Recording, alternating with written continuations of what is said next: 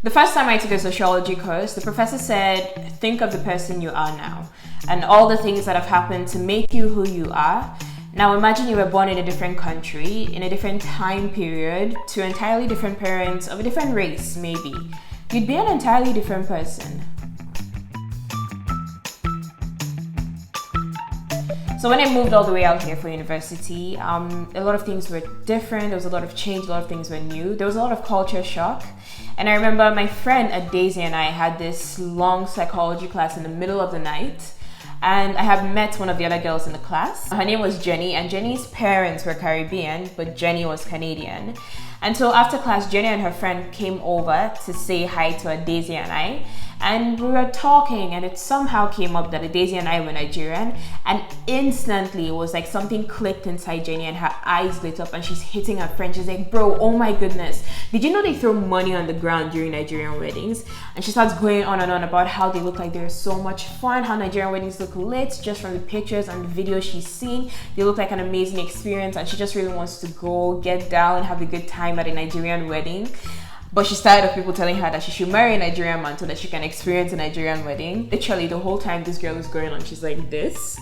And Daisy and I are just like this.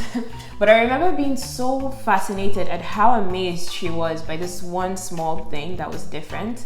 And it was the first time I had really begun to notice that a lot of the things I felt were normal were not necessarily so. They were just normal to me because of the context in which I had grown up. Spraying money at weddings was something I had never explicitly thought about because it was so normal to me. And then I began to really think about and notice all the little differences, you know, the little day-to-day cultural differences. And since you asked, yes, I have compiled a small list. 1, eye contact. It really freaked me out how much more eye contact people seem to make here. Like literally, I wasn't used to people always staring me in the eye when they talk. Another thing was smiling. There's this awkward, polite-ish smile people tend to give sometimes. Say you're on the bus and you awkwardly make eye contact with someone, they'd smile at you and you'd smile back, and that's it. But I wasn't used to that. Generally, where I'm from, you don't smile at people you don't know. If you awkwardly make eye contact with a stranger, you just face your friend and keep minding your business. Another thing was the handshakes. I kept wondering why everybody was so aggressive with the handshakes here. Literally, basic, gentle handshakes were what I was used to. The whole firm handshake thing wasn't a thing for me growing up. Minding your business, it was very refreshing to be in an environment where people tended to mind their business a lot more. Small talk. I wasn't used to people always making small talk. Say you're on the bus, somebody could literally just, strike up a conversation with you.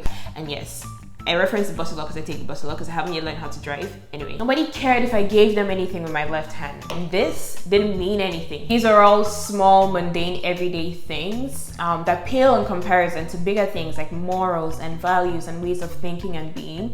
But these things can very easily make life a whole lot different for a person who's not used to them. And one can move through life without ever consciously noticing these things and just assume it's how the people innately are. But it's not, because culture is the nurture aspect of nature and nurture. And I remember speaking with this nice lady who once told me that one of the best things you can do for yourself as you grow older is take your life and all the things that you were taught and put them through a sieve and shake out the bad while retaining the good, because no culture or group of teachers is perfect.